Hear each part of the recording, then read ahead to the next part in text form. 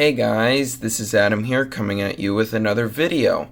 And so today we're going to be doing a review of the PlayStation Vita. So let's just get started.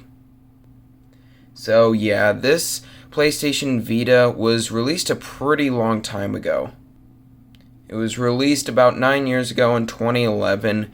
And so how does it hold up now? Well, I'm going to tell you about that. So basically, before I actually get started, I am sorry for taking a little break in videos. It's just because I've been working a lot on my core phone, and also because I've been traveling a little bit. So yeah, I do apologize for that, but I will be going back to my normal schedule, which is about 2 to 3 uploads a week. And yeah, hopefully you guys enjoy this video. So the first thing that we got to talk about in the PlayStation Vita is the build quality. Now, this is probably where this kind of shows its age. It's not that it's sturdy, but it's like kind of small, and it's also, when you flex it, it makes a kind of a creaking sound, and it's also all made out of plastic. However, what does look actually pretty nice is these buttons right here. And as you can see, you have 2 trigger buttons, one on the left and one on the right. So basically this would be for like shooting things, or doing different things that you would do with your PlayStation Vita, just kind of like a DualShock 3 or 4 controller. You have these 2 buttons right here. However, what you don't have is the 2 other buttons. So usually you have, in a normal Xbox or PS4 controller, you would have these 2 buttons and then 2 other buttons. Well, with this you actually have a rear touchpad, and so this like rarely works for whatever reason. I don't know, I just never use it. So yeah, I just mostly use this and this. So at the top we have the volume up and down right here, and once again, even though this kind of looks like metal, it doesn't feel like metal, and it isn't metal, it's plastic. So you have your 2 volume up and down buttons.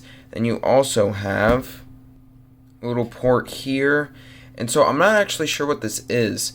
I've looked it up and can't really seem to find out what it is, but it's some sort of port. I think it's for data transfer. This is your game cartridge slot. So this is where you would put all your games. So yeah, right now I have a game in here, and so you would just fit it in right there. So if you're wondering what a game cartridge, how big they are, this is the approximate size of what it looks like. Kind of get a sense here of how big it is. It's really not that big. It's pretty small. Actually pretty similar to Nintendo Switch's game cartridge. So yeah, pretty small there, like as you could see. And yeah, so then you have your power button, and then on the bottom you have your charging port, and then you also have your 3.5mm headphone jack. Then you also have your storage card right here where you put all your storage. These are usually really expensive, and mine, I only have 4 gigabytes of memory, and I think it cost about 20 bucks to get a 4 gigabyte card, which is just ridiculous. Alright, so now as you can see, we have a lot of buttons here.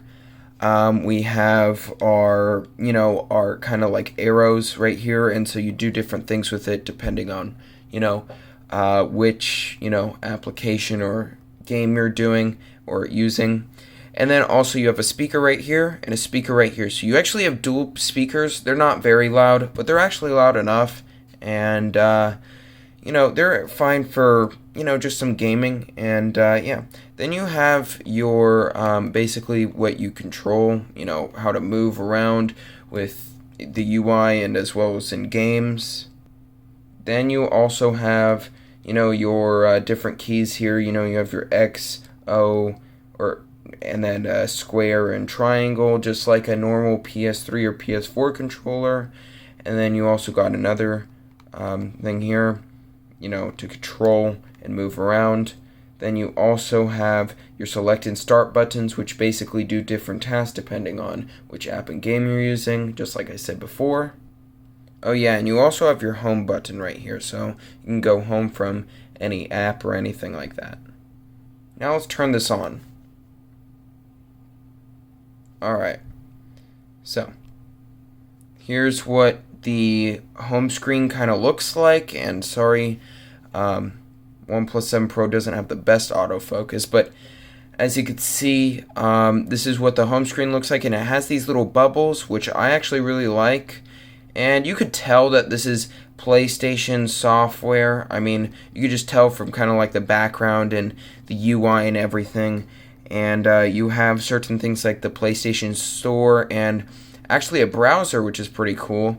And then you also have different things like you could link your PS4 to your PlayStation Vita, so you could actually play PlayStation Vita games to your PS4. And I believe you could also do it to your PS3 too, PS3 Remote Play, as you could see. There's also a camera, if you couldn't tell. There's a 1.3 megapixel front rear-facing camera, and on the front you have the same 1.3 megapixel camera.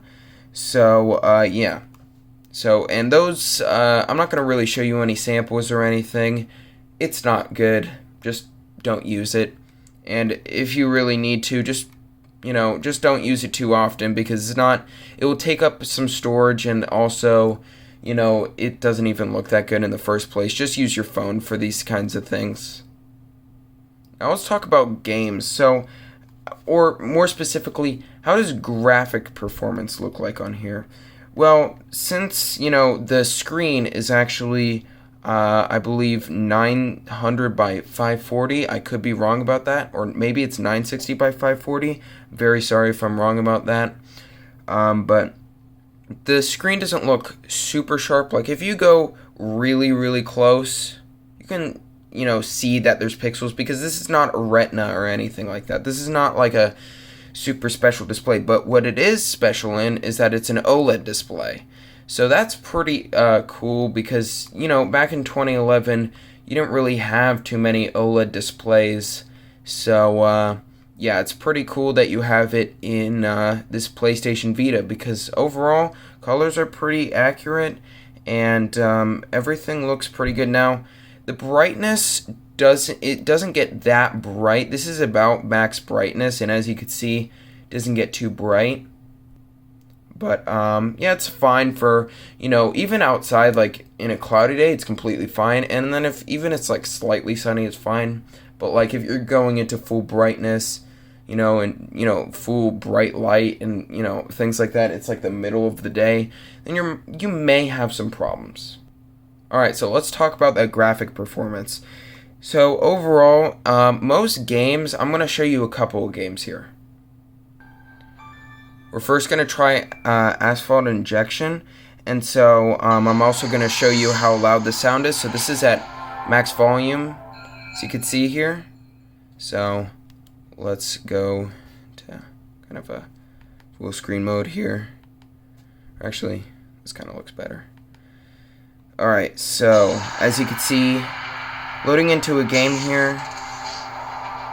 I don't have the full game of this, but should be fine.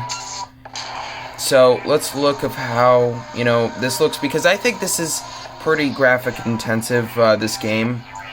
So let's look at this. And you could also see loading times for some games too. So I'm going to show you how long this takes. So as you can see, the speakers are actually pretty loud, and if you cover one of them, and it plays in the other one. If you cover both, then obviously, but as you can see, it's pretty good. So let's try this out. Alright, so as you can see, it doesn't look as good as 2020, games, but it looks pretty solid. I mean, I'm not complaining. Looks pretty great. It's pretty awesome that you could have a Asphalt game on the go. Obviously, it doesn't look the best, but yeah, overall, looks okay. Now I'm going to show you another game here, and this is actually Call of Duty Black Ops Declassified. So actually, this game is pretty controversial, but I'm not going to really talk about the game itself. But, yeah, so let's go into a match here. Actually, let's go into campaign, because we don't want to wait that long. So, here, let's go into a campaign. Alright, so let's look at this game here. And as you can see, this game doesn't look as good as what I was showing you in Asphalt Injection. Other games are more optimized than, others. So, yeah, it really depends. But, yeah, so let's try this out here. As you can see, there's actually a good selection of games. A lot of people say that there's not a good selection of games on the PS Vita, but there actually is. There's a decent amount of games. Some most notable ones are Killzone Mercenary, Black Ops Declassified, even though it is not everyone's favorite game, and it's pretty controversial. It's actually pretty fun to play, and a lot of people actually played it. I believe 1.1 million people actually got this game, so it's actually one of the most popular Vita games of all time here. So, let's see. Let's go. Oh no. Alright. It's not. Oh no. Alright. So yeah, as you can see, this game does look okay. Looks like a Call of Duty game. But yeah, overall, pretty good selection of games actually. I'm going to talk about a few other things here before I wrap up, and that is the battery life. That's one of the things that we're going to be talking about, the battery life. And so the battery life here, I would actually say it's pretty acceptable, even though it's used. This has been used probably pretty heavily, and it probably does. I mean, most PS Vitas are probably used pretty heavily by now, so that's why I assume that. Maybe it's not. Maybe that's just me. But anyway, so this battery is actually really good. Not okay. That's a little bit of an statement, because it's not like top notch. It's not like beating out an iPad or something like that. It's what you would expect for a size of this. This is about a 5-inch display. That's about 960 by 540. So it's kind of what you would expect, but what I find here is that I usually get through a full day without problems, and then a second day, and then I have to, I have to charge it by like 12 p.m. of the second day. So it's actually pretty okay. So I would say maybe about 4 to 5 hours of screen on time. And so compared to something like a Nintendo Switch, I believe that has like 3 to 4 hours of screen on time. So, in my opinion, this is actually a little bit better battery life than the Nintendo Switch, even though I don't have that, but that's what I've heard from other people, what battery life they've been getting. Final things that we're going to talk about is price and if you should get this. And I'll tell a little bit more about that later after I talk about the price. So, the price of this, it really depends. So you could get this. It really depends on what time of year you're really buying it.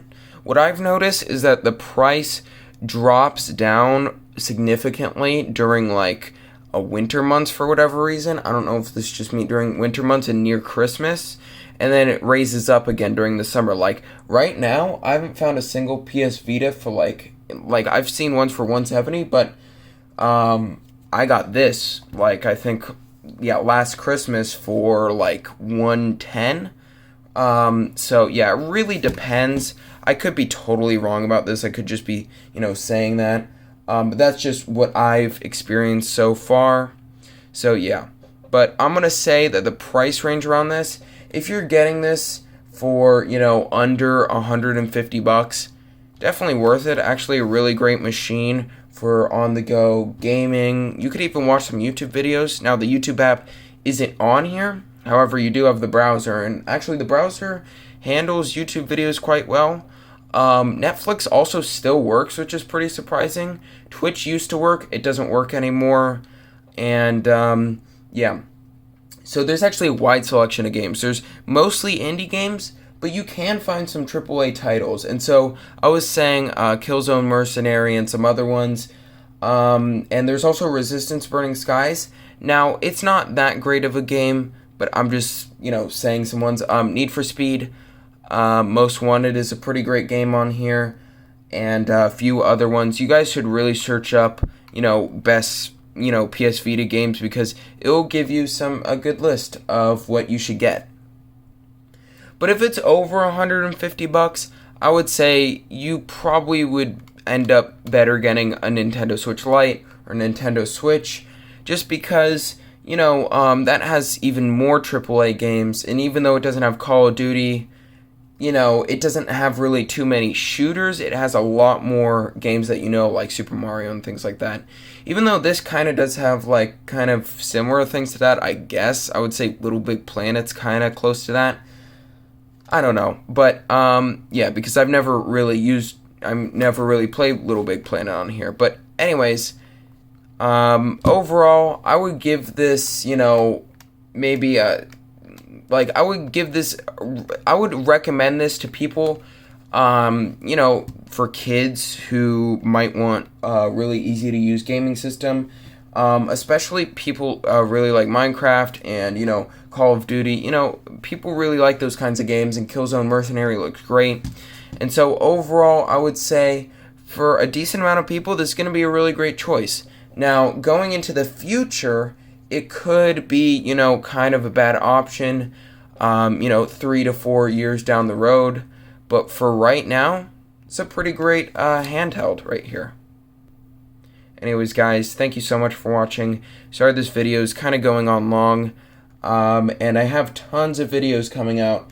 I'll probably just do a bulk of videos this week and a bulk of videos next week, because I have really cool videos coming out really soon.